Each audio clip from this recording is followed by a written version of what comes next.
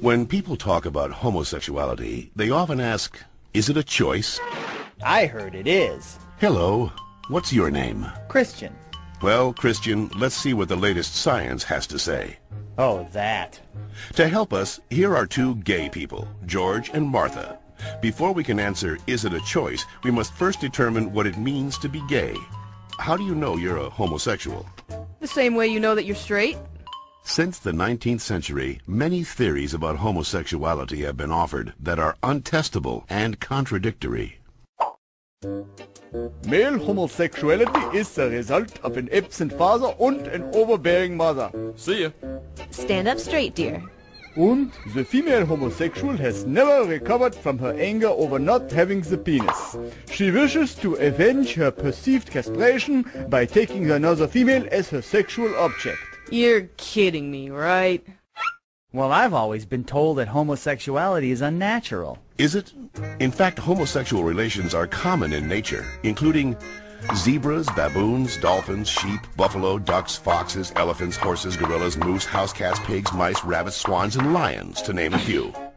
Well, okay, but we're not animals. Human beings have free will. You don't just decide who to love.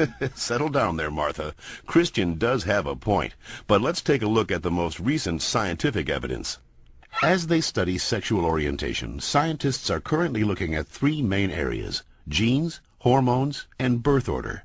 Of course, most of these studies focus only on male sexuality. Sorry, Martha. What a shock.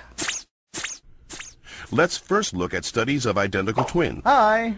When one identical twin is a gay man, the other twin is gay up to 70% of the time, far higher than would occur if genes played no role. In fact, these studies show that genes play a greater role in determining sexual orientation than they do in whether or not you're right or left-handed. And we don't punish the left-handed. Well, not anymore. Let's get it! Scientists have recently noticed a striking statistical phenomenon. Studies show that having older brothers increases the odds of a boy being homosexual. Moms always baby the youngest, making them gay. No, that's not it. When a woman is pregnant with a boy, scientists are realizing that her female body often sees the male fetus as a foreign object and begins to produce antibodies against it. The more boys a woman has, the more adept her body becomes at feminizing the fetus, which may explain why with every successive boy, the odds that he will be gay go up significantly.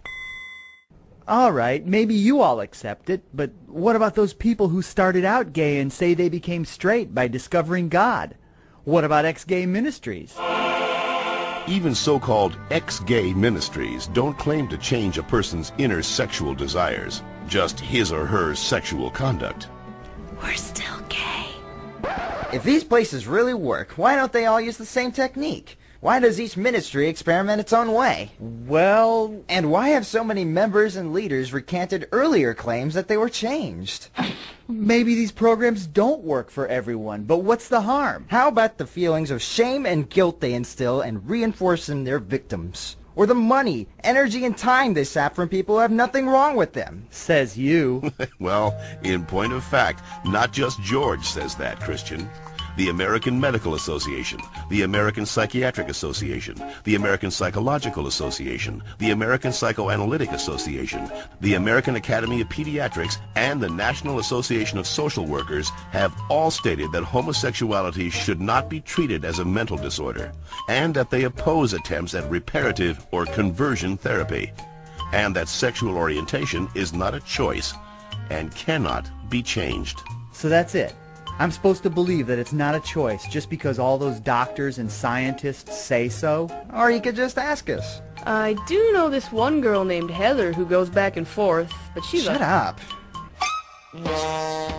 The information in this educational cartoon is based upon studies that can be found in any university library, with the possible exception of the Bob Jones University in South Carolina.